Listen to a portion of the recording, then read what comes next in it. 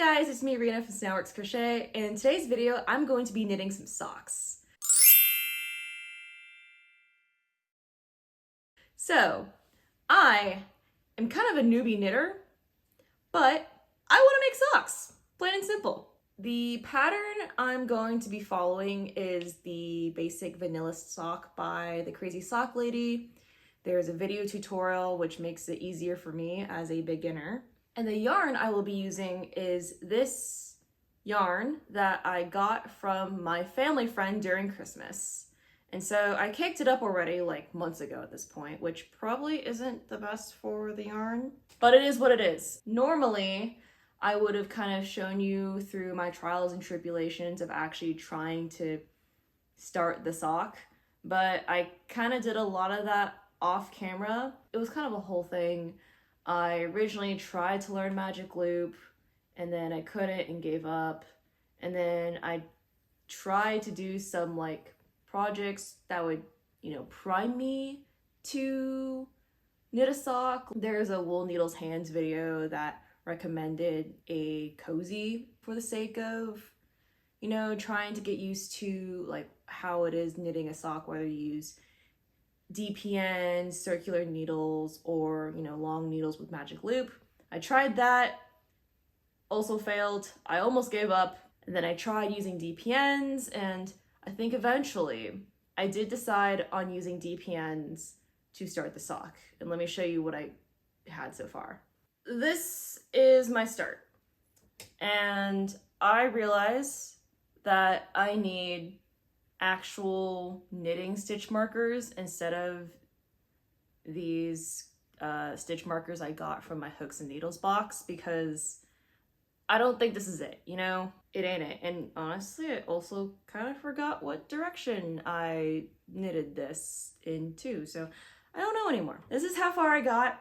It took me like 5 tries to actually figure out how to knit with the circular DPNs on yarn this tight, especially since there's not as many stitches on this and it's not nearly as crammed in like the rib knit beanie that I'm so used to knitting, but I do think using DPNs will be beneficial.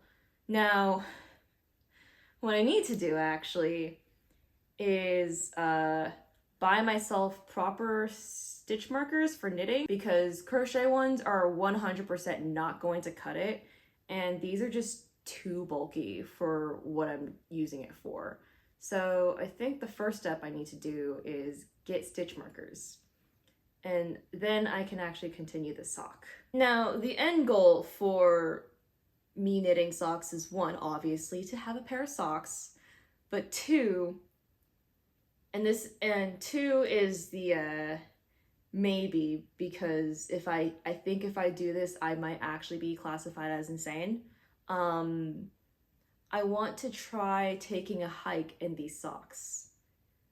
Because even though I'm not entirely sure what brand of yarn it is, it's definitely a locally dyed yarn from somewhere in Texas. But I do know it's like a wool nylon blend, which, is perfect for socks. The nylon gives it stability and all that. I'm crazy, and it's hiking season. My goal is that I want to finish these socks at least before hiking season and take them on a test hike.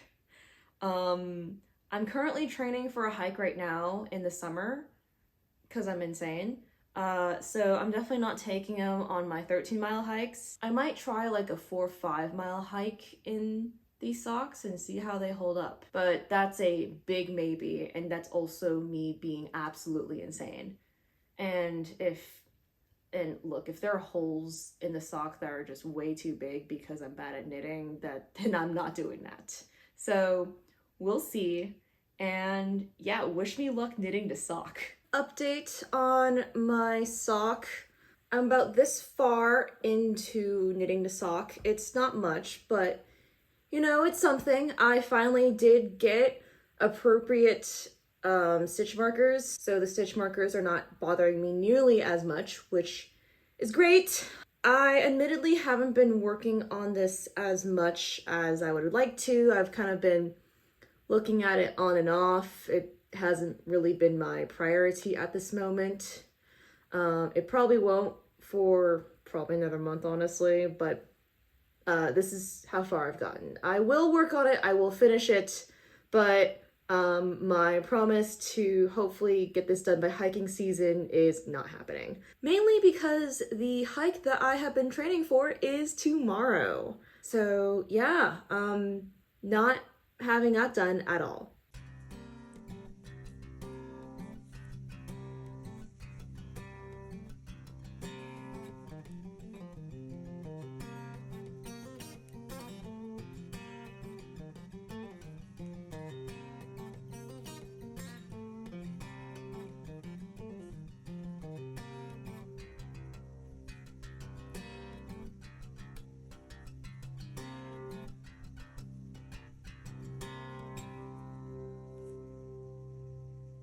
Hello everybody, it has been a while since I've updated you guys, but I have this much of my sock. I have finished the cuff and I am now on the body of the sock.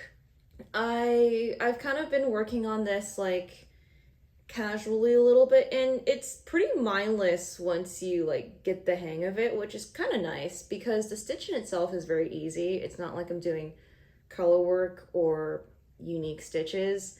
I've noticed that my knitting skills are pretty terrible, and so every time I try like a unique stitch not in the round, it's just bad. But every time I do something basic in the round, it turns out fine. So, you know, I'm working on this sock and it's turning out fine. On the tutorial video, the crazy sock lady recommends using one of these light bulb stitch markers, I think that's what they're called, to mark every 10 rows, so that way you can more easily count your stitches. And so that's what I did. I have probably about 15 rows of this body done now, and I think you need like, I think it's 60. I think you need 60 rows for the sock before you kind of split for the heel. But yeah, it's going well and I'm pretty excited. Updated my sock. I am this far in. I have like over 30 rows of the main body done of the sock. You can see the stitch markers right here. It's progressing quite nicely. It's pretty easy. It's at the stage where it's actually very chill to make. I don't know, I kind of like working on it right now. It's kind of what I've been focusing a lot of my attention on. I'm at the point where I'm ready to split off for the heel on this sock, and I'm very excited.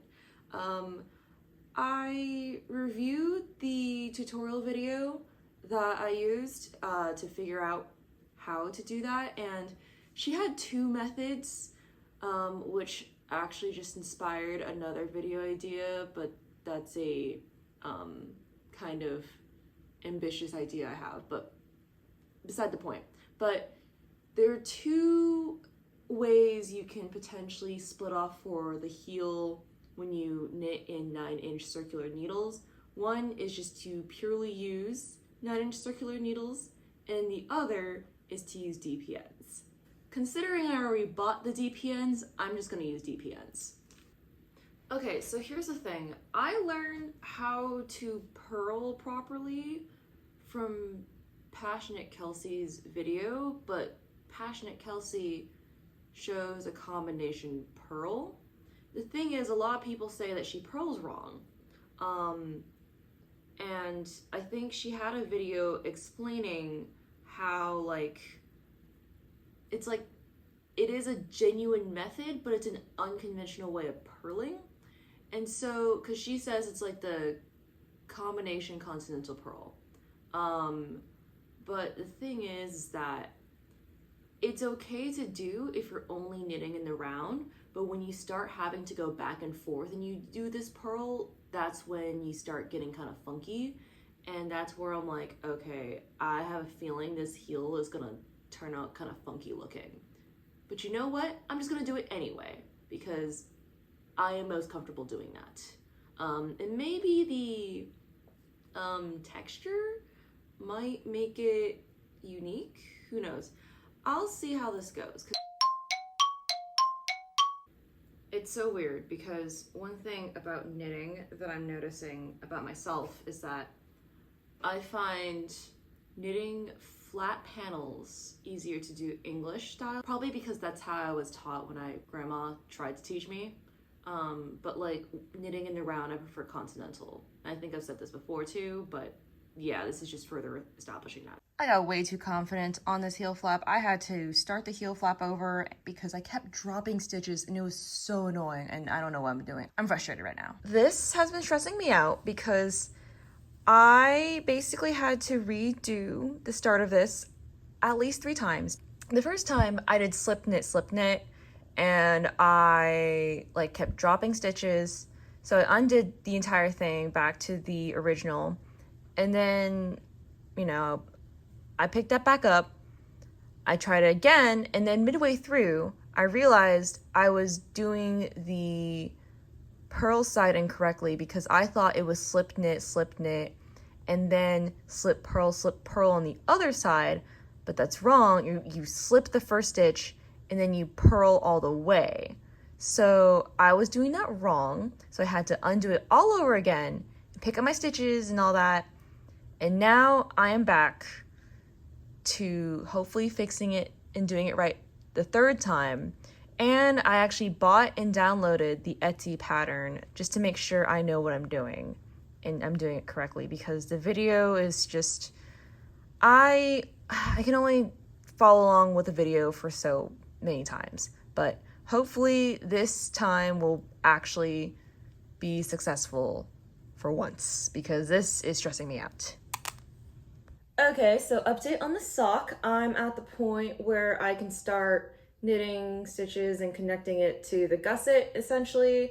And so I have the video tutorial pulled up on YouTube, and I also have the pattern on my iPad, and I'm basically going to go back and forth between looking at the written pattern and looking at the YouTube tutorial, because I find that's going to help me most, because just looking at the YouTube tutorial has been very irritating. Also, I did eventually figure out how to knit these socks. Basically, on the knit side, I would just knit continental, and on the purl side, I found it significantly easier to do English style purling, which is how I completed this entire thing. Oh, okay, it was supposed to be on this thingy. Okay, this is why I need both the video and the written instructions. The written instructions made me think I needed the second pair of DPNs, but no, I actually needed...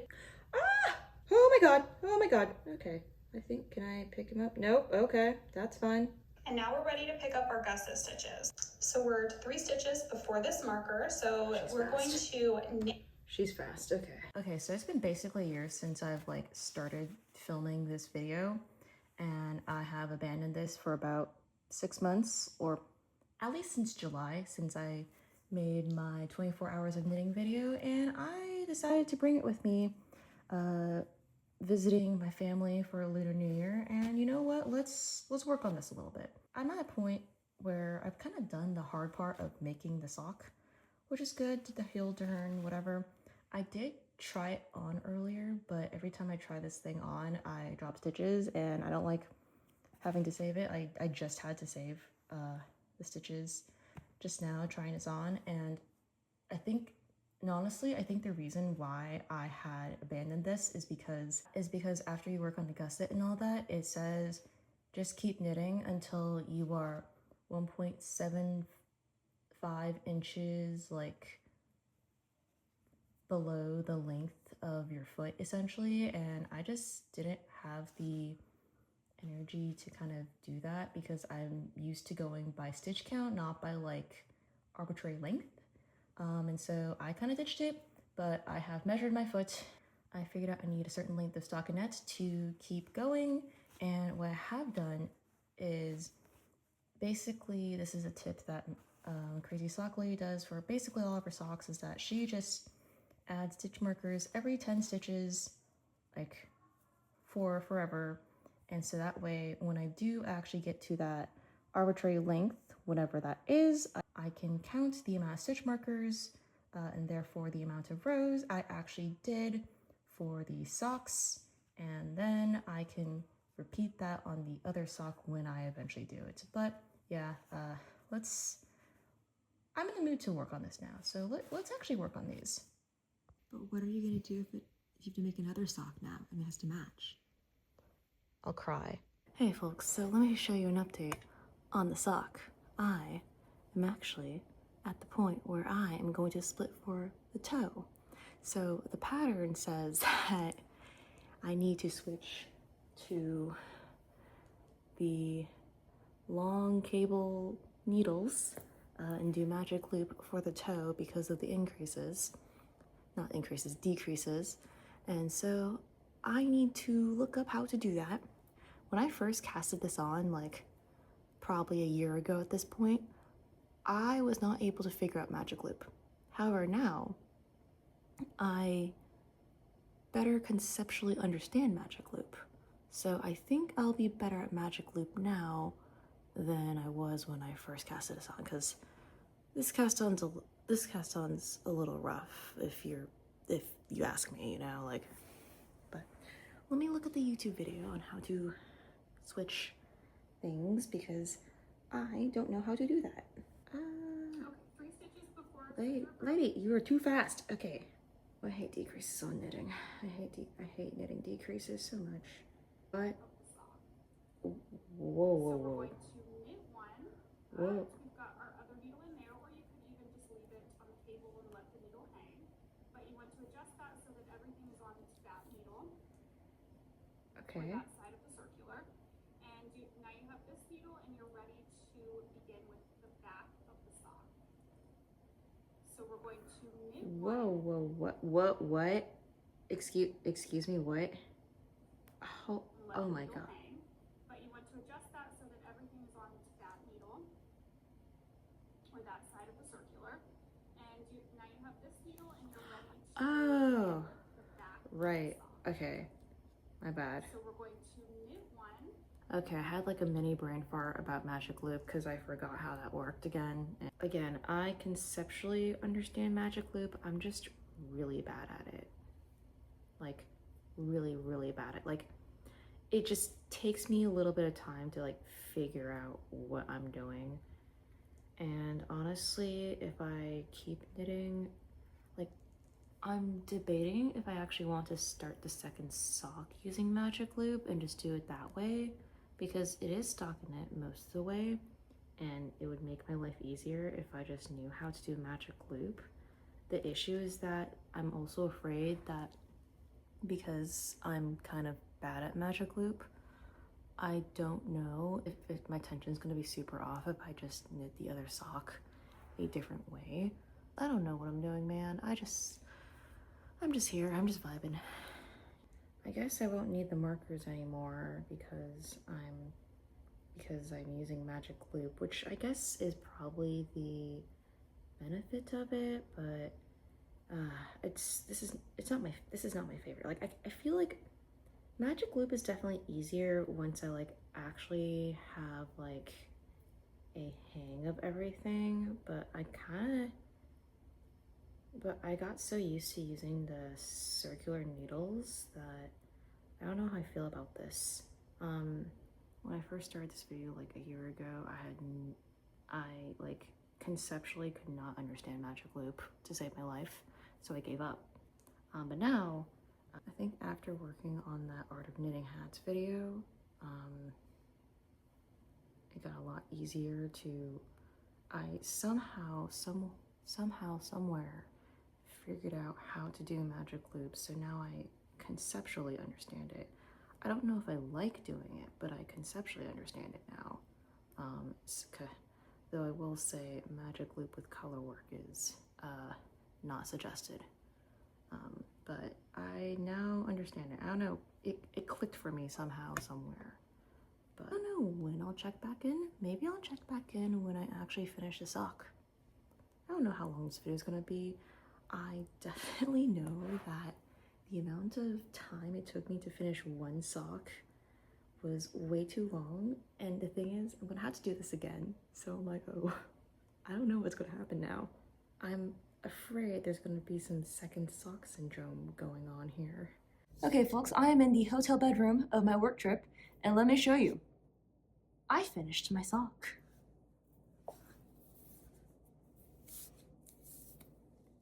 It fits too. Look at that. Look at that. Look at that.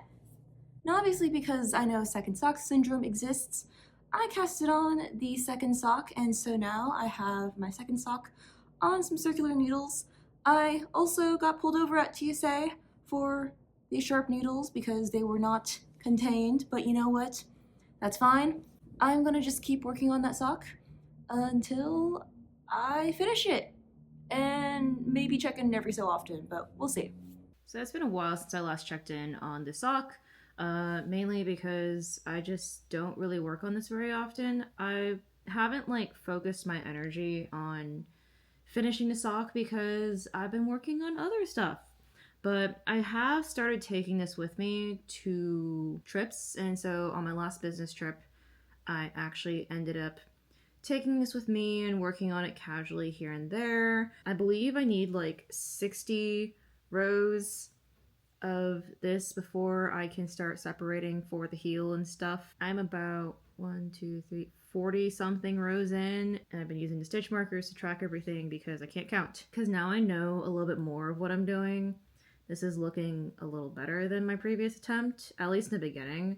So that's nice. If I ever try knitting socks again, and that's a big if, I'm feeling this won't be a regular thing unless if I make it a regular thing. I might give 2 at a time magic loop another shot, just because I'm kind of annoyed that I have to finish a second sock. And again, I know second sock syndrome is a huge thing, which, I mean, makes sense to me, but now that I'm experiencing it, I'm like, ugh, do I really have to make this again? After it took me basically a year to make the first one. I don't necessarily think it'll take me another year to make the second one, but we'll see with the rate I'm going at and not prioritizing this at all and stuff. So that's my update, which probably like a year later since I first started these socks, but it's whatever. Fun fact, I was like in a car with my coworker, being a passenger, and I pulled these out while we were like going somewhere, and one of my coworkers told me that I had inspired her to try something akin to knitting crochet because she's like, wow, that's so cool. I want to do something that's kind of offline like that. So yeah, whether she actually starts it and commits to it is a different story. I told her she can ask me if she wants to try it, but yeah, that's it. I'm at the heel turn right now, and because it's been like literally a year since I did the heel turn for the other sock, I had to look up how to do it, right?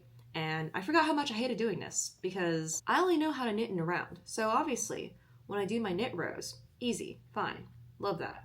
We stand, right? When I do the purl rows, I have to switch to English style knitting. Sorry, my SD card got full before I was able to finish my thought, but I don't know where exactly it ended, but essentially, when it comes to purling, I can only do an English purl because that is the purl that makes sense to me when doing a flat panel. So whenever I do purls in the round, I'm able to get away with doing a, what's it called? The continental combination purl. But my understanding is that doing that purl in a flat panel gets messed up. It doesn't like work as well when you knit a flat panel. So now I'm in this situation where when I'm doing the flat part of the sock, I have to switch to an English purl because in my brain, an English purl makes sense to me. Yeah, I'm just gonna keep working on this heel flap. Is it the gusset? Heel flap? I don't know anymore. I don't know sock terminology. I'm just here.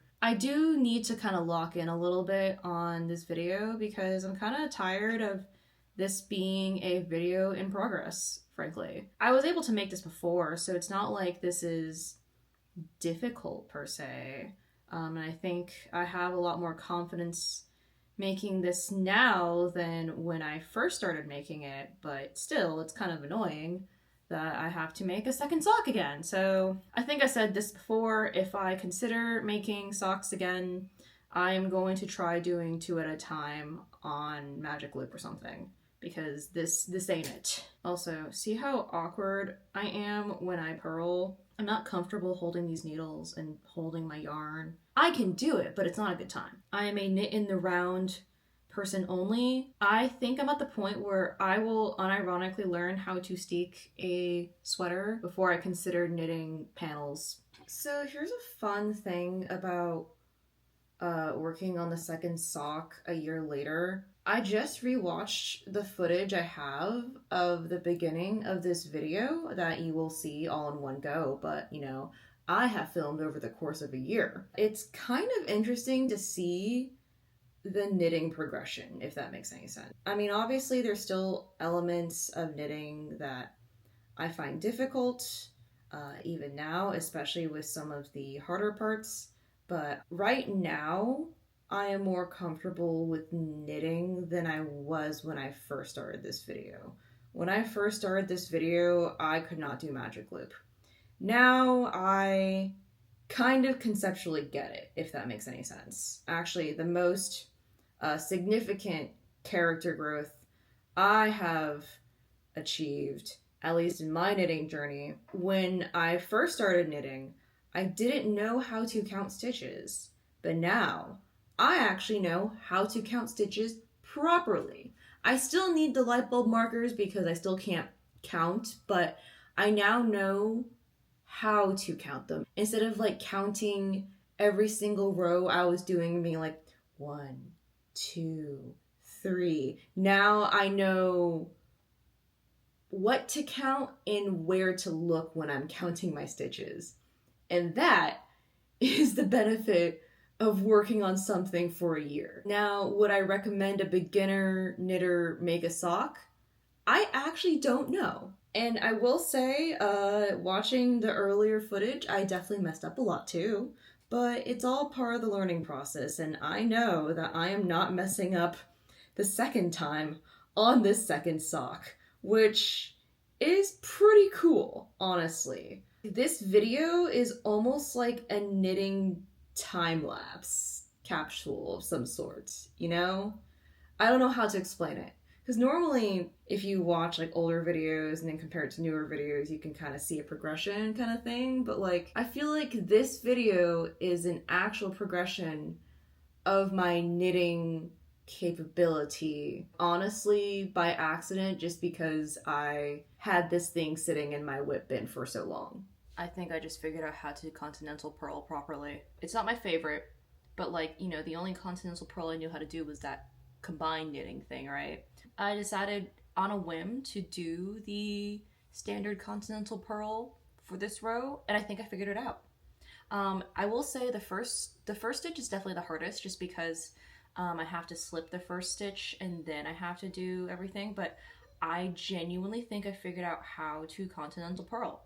And this is fantastic because I feel like this opens up so many like knitting opportunities, because now I can do stockinette not in the round. This is mind-blowing for me. So let me have this, okay? Let me have this. I went back on my word. I did have to switch back to English purling because the continental was not easy. But now I'm at the sock decreases, right? I got the heel flap done, and here's the thing. I simultaneously remember doing all of this for that first sock, but I also feel like my mind just like erased it from my memory, because it almost feels like I'm doing this for the first time again. And I know deep down there is something that remembers doing all of this, right? Like, because I did it before.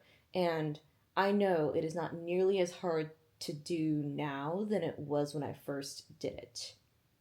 But at the same time, it feels like I'm seeing this information for the first time ever. For example, I know to make a sock, when you attach the heel to the gusset and all that, do have to connect it together, right? You have to connect the heel flat to the gusset.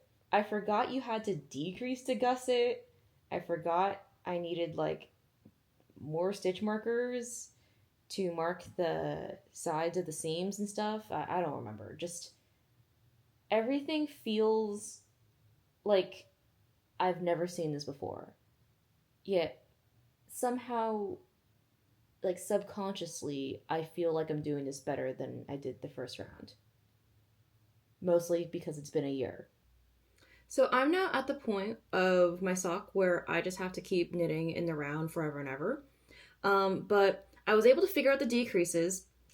I low-key think that I messed up a little bit on the decreases because the decreases on the heel say that you have to decrease 1 row, knit 1 row, decrease, knit 1, right? I'm pretty sure there was at least 1 row where I decreased 2 times in a row, and I don't know enough about knitting to undo that and fix it. And I kind of don't care enough. Well, I care.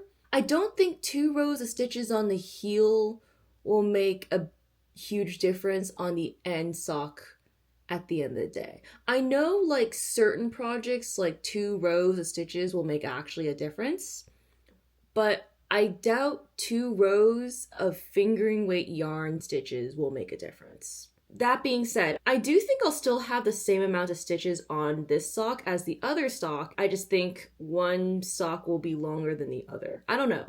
I don't know how that's going to work out in the end. Maybe it'll all be the same once I block them, because I did buy sock blockers. But right now, I am at the point where I just keep knitting round and around and around until I get to the point where I decrease for the toe. And thankfully, because I have marked all of my rows here, I remember putting in this marker, and then at this point is when I started decreasing at the toe.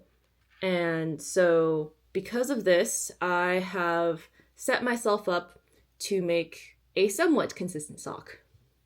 So I don't know if I will update you when I get to the toe decrease again. Hopefully I can just lock in, and also hopefully I don't throw this somewhere 5 months in and then like decrease again. But yeah, hopefully I can get going on this. It'd be great if I could finish the sock this month, since it is middle of May as I'm filming this. That would be awesome. I can go hiking in it, like my crazy self said I would at the beginning of this video. We'll see if that happens. I kind of do want to do that now. I won't take it on a crazy hike, but I would like to take this on a little hike, see how it works out. I may or may not update you guys on whether I get to the toe or not, but I think until I get to the toe, it's gonna be fairly straightforward knitting at this point.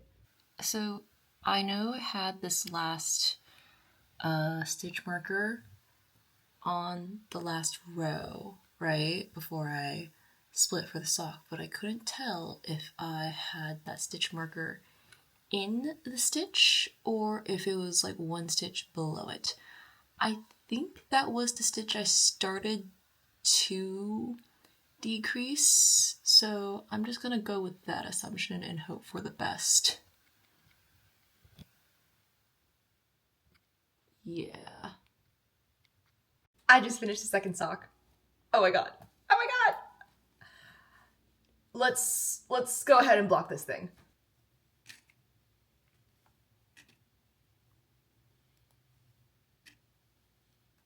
Okay, so socks have been blocking on these little sock blockers that I bought off of Amazon. They're little pandas. Look at how cute that is. Let's take these off and try them on. There was a little bit of an incident where my magic knot failed me again. This is probably what happens when I guess, wash these socks as a means of blocking them. But minor details. One day I'll bite the bullet and actually buy wool wash, but that day is not today. So let's try these on. I will be incredibly upset if I block these and they don't fit anymore because they fit when I first made them. Ooh, that looks good. Let's try the other one.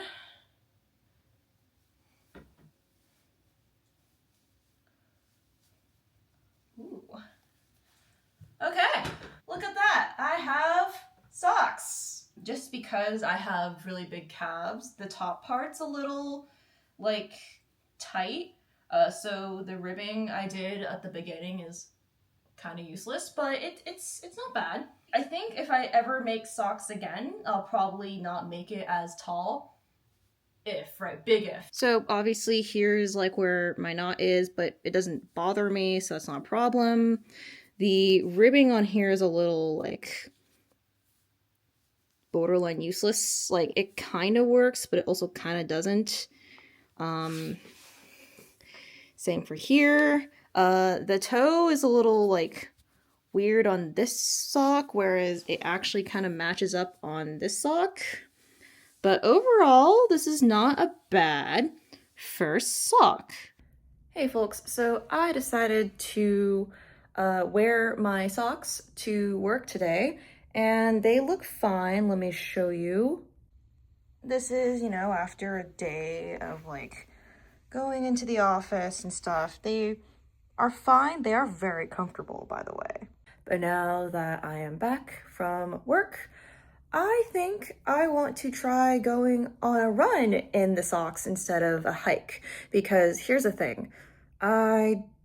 It's been kind of rainy recently, and I don't like hiking when it's been kind of rainy, so it gets really muddy and the ground gets soft and stuff like that, which I just didn't feel like doing hiking. Also, I haven't hiked at all this year, so there's that too. But I have been running more recently. I actually just completed a running challenge somewhat recently, and I want to kind of keep this running streak going. So instead of hiking, like I said I would in the beginning of the video, I figured, why don't I take these socks on a run instead? I'm about to leave to go on a like 2-ish mile interval run, pretty short run, all things considered, but you know, like running is still kind of like using the socks, right? So we'll see how they hold up with me running. I will say at the office, they're fantastic. They are very comfortable. They're nice and squishy.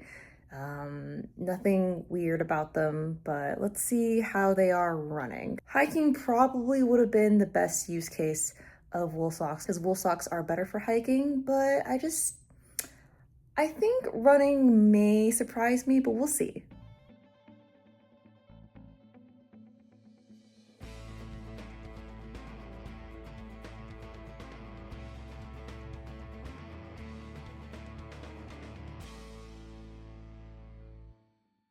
I just finished my run.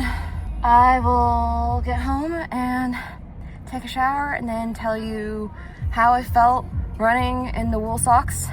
I will say, they say wool both retains heat, but also like cools you down too. I'm getting more of the warm part of the wool, but I'll kind of share how the socks are after I get home and shower, because I'm kind of gross right now. It's also really hot. Okay, so 2 days have passed because I got tired and didn't film anything, but just kind of give you a little summary of the socks. They are fine. I think because your feet swell up when you're running, they were very hot. And I noticed that especially because it was fairly hot that day when I went on my run. They didn't bother me running, but I had a feeling that if I were to pursue running more in wool socks, I'd have to like reinforce like the part near the toe almost, because I tend to run more on like the balls of my feet versus like my heel strikes and stuff, because I don't think like a heel strike is good for your feet when running particularly. So I still do think a hike would be a better use of the handmade socks, but I just don't feel like hiking now. Otherwise, they're fine. I had to wash them again because running makes them gross.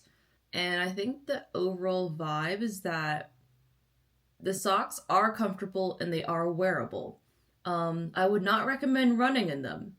I have yet to try hiking, but I might consider it because I normally wear wool socks in hiking, and I feel like they would hold up a little bit better in that, depending. But yeah, wearing them around and actually using them as a pair of socks was kind of nice. honestly, using the socks made me want to knit more socks, but that's a decision for not now because it took me so long to make them in the first place. I will say the socks are quite comfortable.